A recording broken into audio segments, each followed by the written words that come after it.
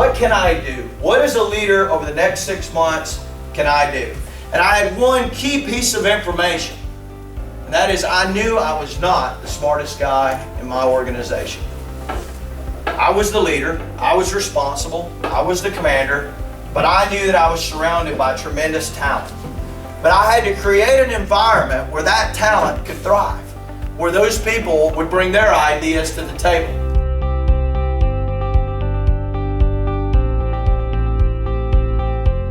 I never talked to my brigade commander as a lieutenant. When I was a brigade commander, my lieutenants expected to have a relationship with me. I mean, they wanted me to know them individually. I never spoke to my brigade commander. That's the Army I came to. I think I saw him 3 times in 3 years, honestly. And so I think it's a good thing that we've made it more people business.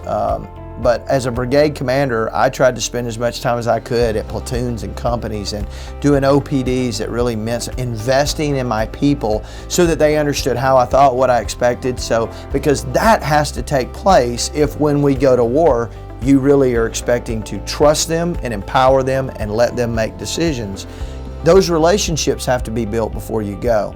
And so that's why I say, I think that you know, I know that life is about people and relationships, and in our organization, one that by nature is hierarchical, if we as leaders will engage with those lieutenants, those captains, those senior NCOs, it's empowering because they understand us, how we think, what our intent is, and then they can go do great things with initiative.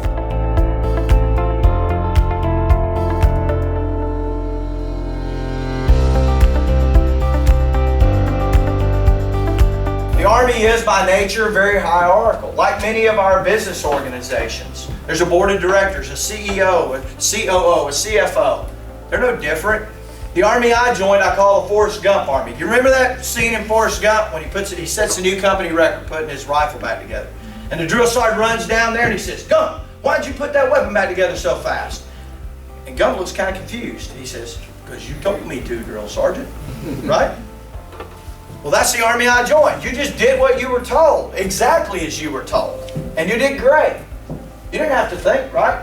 The leaders made the decisions, they solved the problems, and you followed orders. But that wasn't the culture I wanted in this organization, because I knew I had young specialists, young privates, young lieutenants that had phenomenal ideas to solve the problems that we had. Because in that hierarchical organization, we can only be as good as me. Frankly, that scared me. We can only be as good as I was if I was making the decisions and if I was calling all the shots. But collectively, we had incredible potential.